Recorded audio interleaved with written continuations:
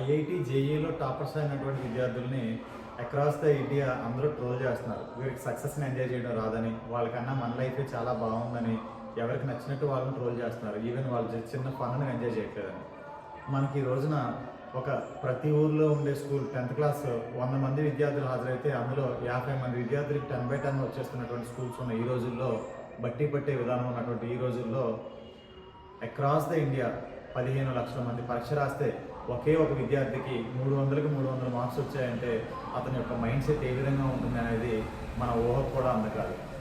మనం రీసెంట్గా చూసినట్లయితే ఏఐ సమ్మిట్లో సుందర్ పిచ్చే, నేను సాధారణమైనటువంటి ట్రైన్ జర్నీ చెన్నై నుంచి ఖరగ్పూర్ వెళ్ళేటప్పుడు వైజాగ్ని చూసేవాడిని, కానీ దీని లైఫ్ మారబోతుంది అనేది నాకు ఆ రోజు తెలియదు అని చెప్పేసి రీసెంట్గా ఇచ్చిన వీడియోలో నేను డేటా సెంటర్కి $15 బిలియన్ ఈరోజు నేను వైజాగ్లో ఇన్వెస్ట్ చేస్తున్నాను అని చెప్పేసి చెప్పడం, అతను చెప్పిన తీరు చూస్తే అలాంటి మనిషి దేశ భవిష్యత్తుగా ఉపయోగపడతాడని మనం ఊహకందుతా.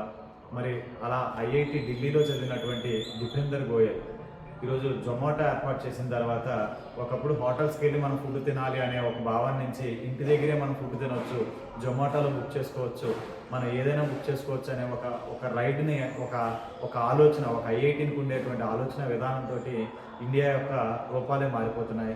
సో ఎవరినైనా ట్రోల్ చేసేటప్పుడు, ముఖ్యంగా ఒక ఇంటెలిజెంట్ పర్సన్ని ట్రోల్ చేసేటప్పుడు అతను సాధారణ మనిషితో అతను కంపేర్ చేయవద్దు.